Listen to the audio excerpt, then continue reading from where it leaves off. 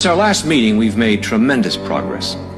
And I'd like to say that most of the credit goes to our extremely efficient International Research and Development Committee. I would like to thank each and every one of you for your hard work and dedication to our cause. In reviewing this year's progress, let me say that we have been highly effective in conditioning the people's minds to accept our solution to the world's problems.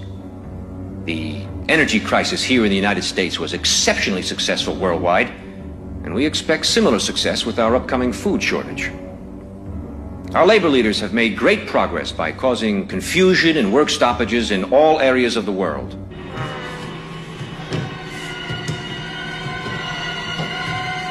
Financially, the dollar is being devalued even faster than we could have hoped. Politically, the public has lost total confidence in any form of government. The threat of universal war is a daily possibility.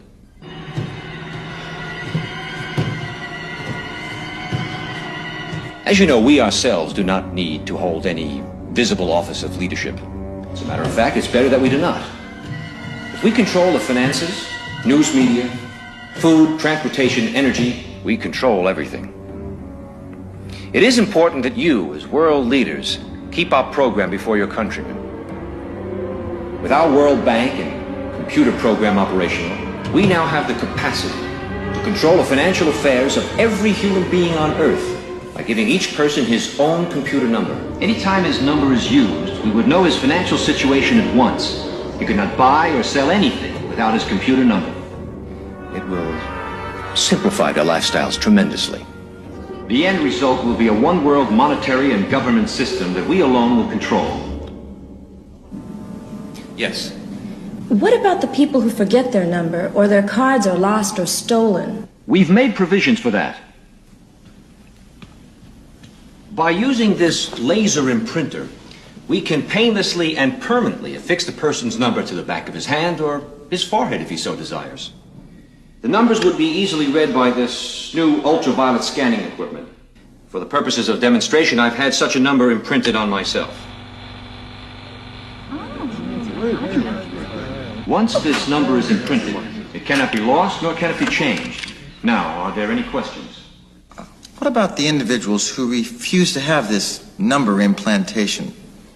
We expect some minor resistance, especially from highly motivated religious groups. But eventually, hunger will cause even the most zealous to conform to our program.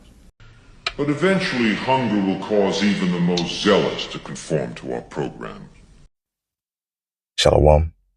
First and foremost, I want to begin by giving all praise, all honor, and all glory unto Yahweh Bahashem, Yahweh Shai Bahashem, Racha Kwadash.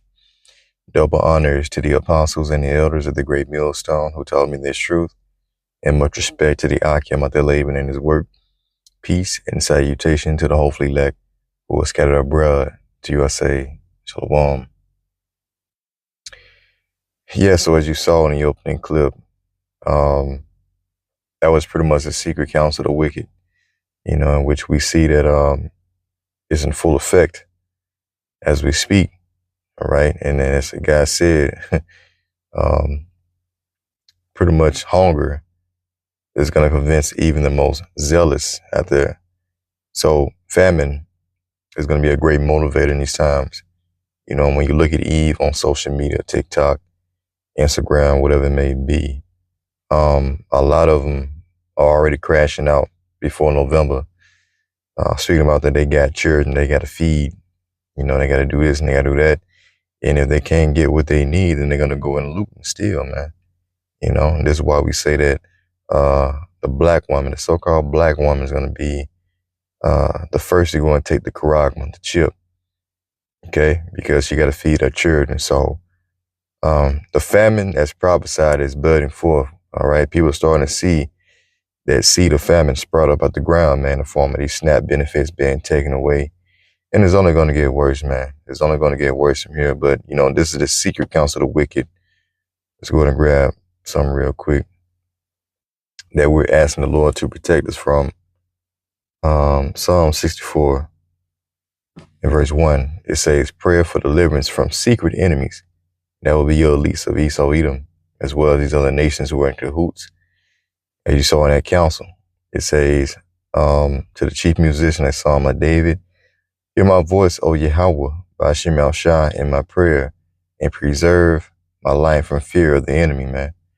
And let me go into this word preserve real quick. Because, we want to be kept in our original state despite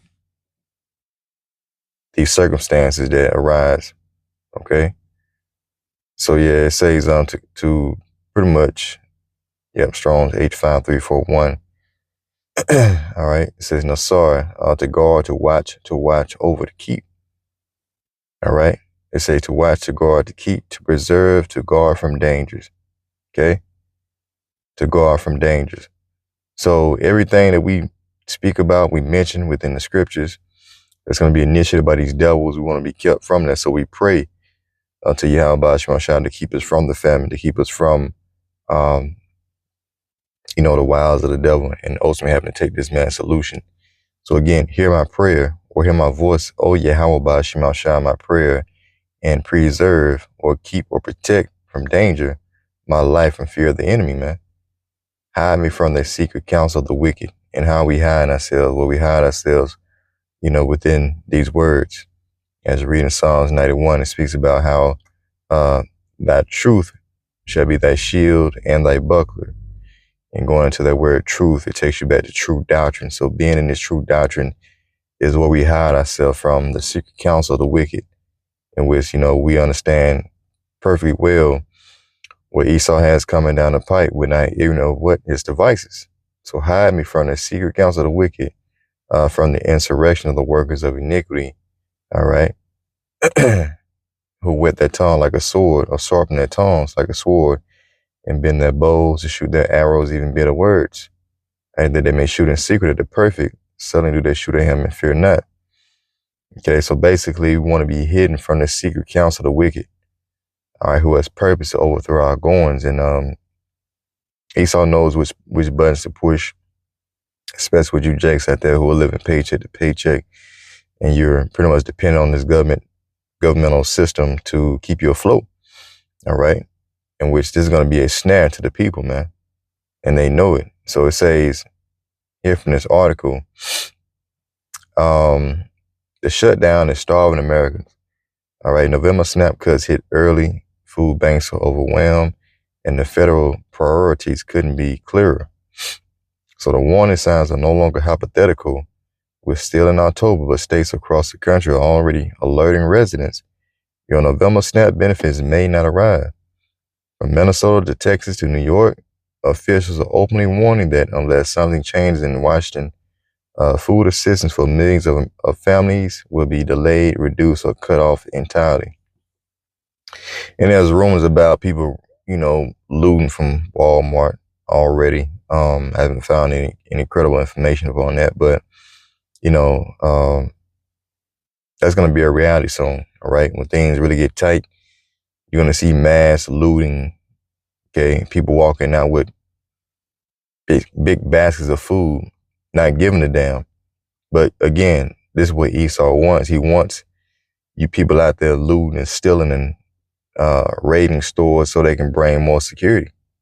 So you're being led right into a trap that these devils are setting for you. So continue reading on. It says the USDA has told states to pause transmission to EBT systems, effectively placing a freeze on the machinery that delivers food to tens of millions of Americans.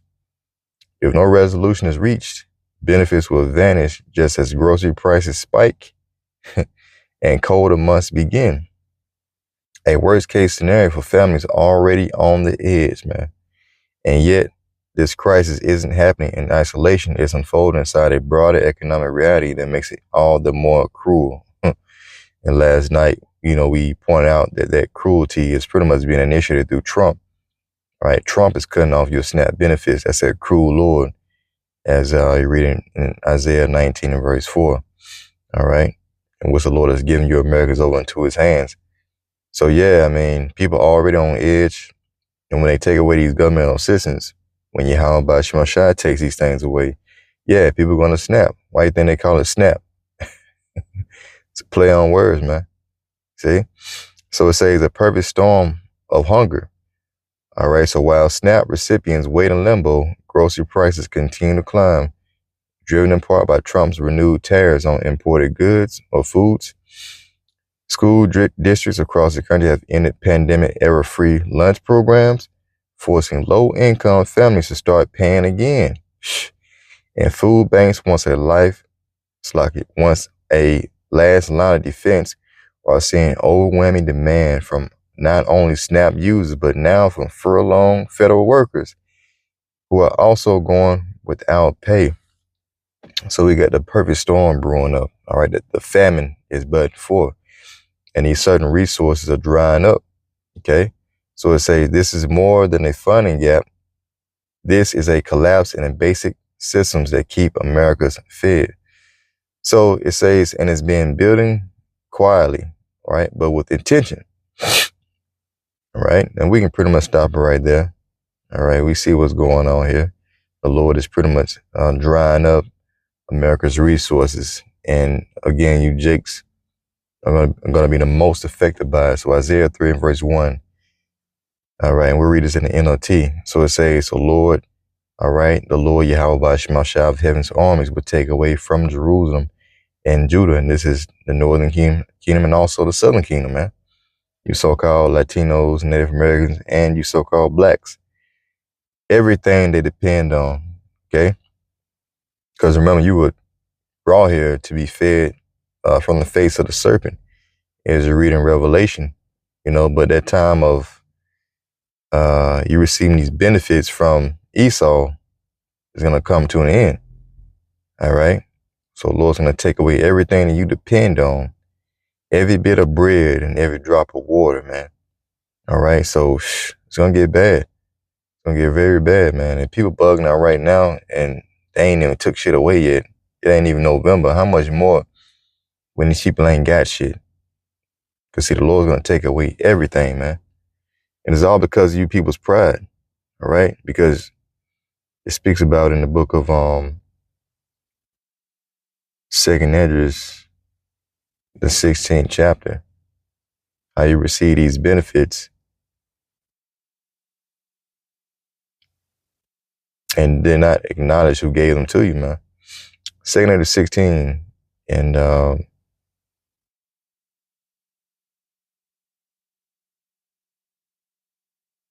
me see here.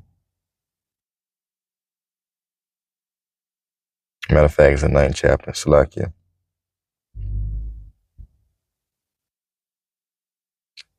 Right, so 2nd Esdras 9 and verse 9.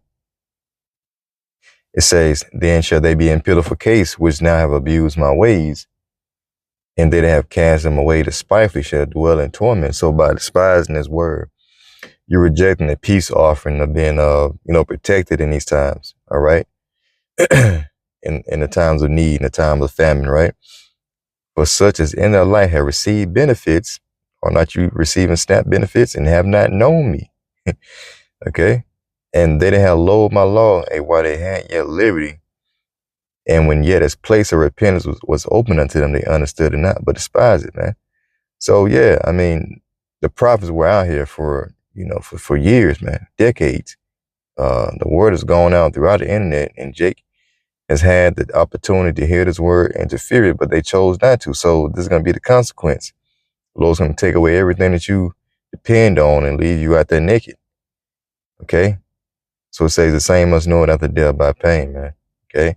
So these people, they're going to find themselves in a very tight position, all right, when the Lord increases the famine. But that's what's happening. The Lord is increasing the famine. 2nd Esdras 16 and verse 21. Matter of fact, verse 19. So it says, behold, famine and plague. See, famine and plague, tribulation and anguish are sent as scourges for amendment, for correction. Hey, but for all these things that should not return or turn from their wickedness, nor be always mindful of the scourges. Again, you got the prophets warning you about what's coming down the pipe, and you're seeing minor, judgments, but these judgments are only going to intensify. So it goes on to say, Verse 21, behold, victuals or food should be so good, cheap upon the earth, that they should think themselves to be in good case. All right, because, prior to what's happening right now, you could supply yourself, especially with the benefits and snaps and all that. But once all that gets taken away and you got inflation on top of that and you can't buy what you need, man, that's when shit's going to really get tight. And that's these devils, being allowed to put the squeeze on you, man. So it says, and even then evil shall grow up on the earth, sword, famine, and great confusion. For men of them that dwell upon the earth, and you heard about them devils speaking about confusion, all right, a lack of bread, famine, right? It's been initiated through the left hand, Esau. For men of them that dwell upon the earth shall perish of the famine, and the other that escape the hunger shall the sword destroy, man. All right? And you women are really going to lament for the teats. So those of you who have, all these children that, you pretty much kept them afloat with by Daddy Esau's governmental assistance are going to be taken away. And that's how you're going to be the first ones to go and take this charagma. All right?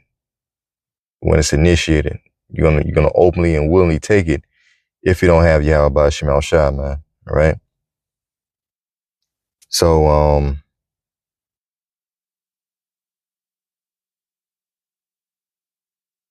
let's get this real quick. Yep, Ezekiel 5:16. It says,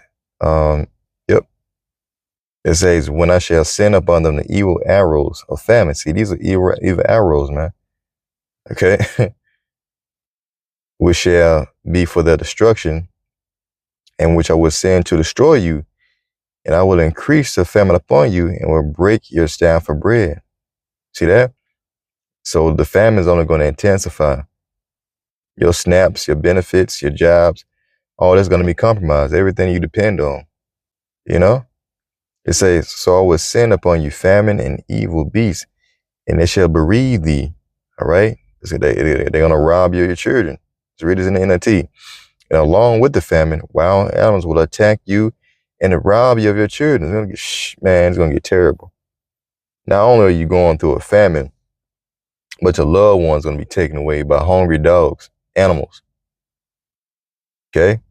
Disease and war will stalk your land, and I will bring the sword of the enemy against you, as the Lord has spoken. So once you're in dire distress, once the famine is pretty much broken you, the Lord's going to send for Esau to clean up. All right, just like in the time of 70 AD, when Jake was pretty much defeated within the siege, Esau came in with the sword and slayed. So, the same scenario is taking place right now, right before your eyes, man. So,